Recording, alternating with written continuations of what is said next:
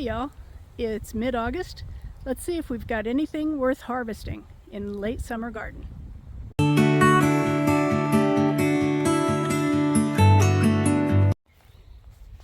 I know I've talked about it for days, but today is finally the day I'm going to harvest some celery. I've never grown celery before from seed. This turned out really well. This is a variety called Tango, and I probably should have pulled it a couple, 10 days ago. I didn't, so we'll see. It might taste bitter. I'm hoping it'll still work to dehydrate and make some celery salt from. That's some pretty decent celery. I got 5 celery plants out of it. I think that's all I planted. So no complaints about germination or production with this variety. It's got about a 74-day maturity date, and I've had it in there for at least 90 days, if not longer. So we'll see how it tastes. So the bed where I pulled the celery has tomatoes in the back of it, and those are nowhere near ready for harvest. But I've got this empty space along the front, and I think that's the perfect place for some spinach. This is the variety Olympia, and it's got a 45-day to harvest date.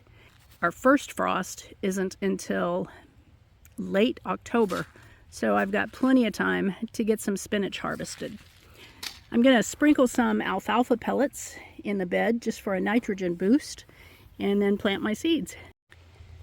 I've got a few tomatoes ready to harvest. This is a variety called Ruby Gold. It's a golden color with a ruby center, and I like to harvest my potatoes when they start blushing or turning color. That way it kind of keeps the pests away, and it keeps them from getting sunburned. I let them ripen on the counter, and they still taste great. It's been a really unusual year for tomatoes in the Pacific Northwest, at least in my corner. The only tomatoes that have really produced regularly have been sun golds. In the full-size tomatoes that I've planted, I've gotten quite a few Amish paste, but they are a lot smaller than I'm used to getting. These are more the size of a San Marzano than an Amish paste. So I'm not really sure what's up with that. This bed the soil was tested, and it was amended with alfalfa and kelp, and it's producing, which is more than it did last year, but it's producing small fruit. Anybody else have this problem? Any fixes?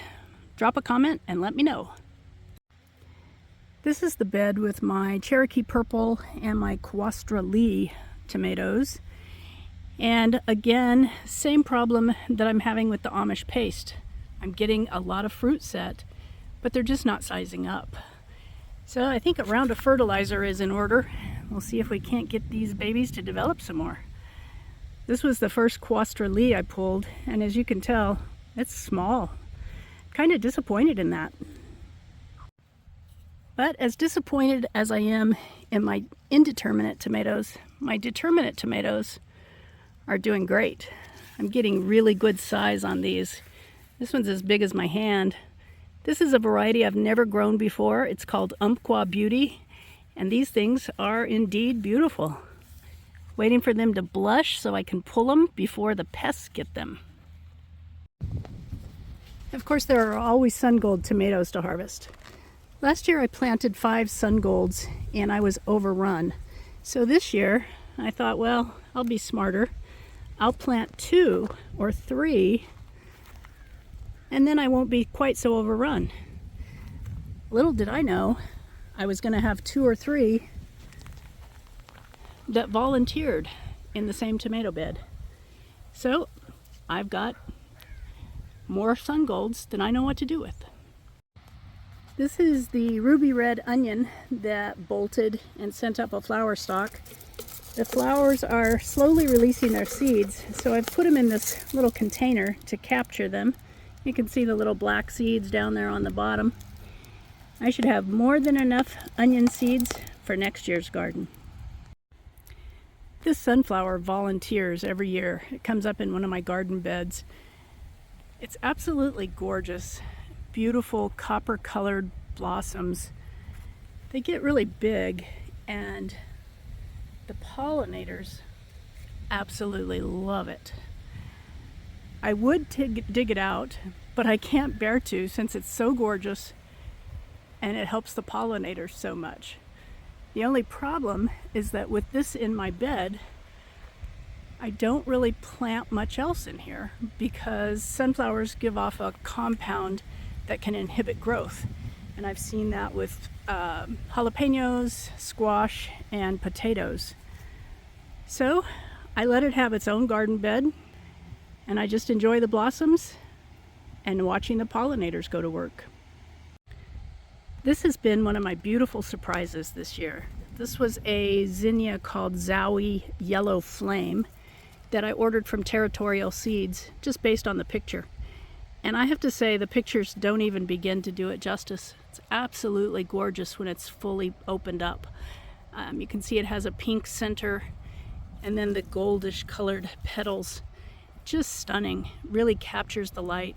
Pollinators seem to love it, and it's definitely going in my garden next year. The green beans that I planted are coming up really nicely. I put these in about 7 days ago, and as you can tell, they've already really got a head start on giving me a late summer, early fall crop. Beans are just amazing. No matter how many you pick, there's always more to pick. These are dragon tongue beans that I'm growing in about, an 18-gallon bucket. I didn't plant a full bed because I didn't really need that many beans, but these are producing really well. And as a side note, they sent out a runner, and I noticed that something else has been munching on them. We have squirrels and a lot of birds.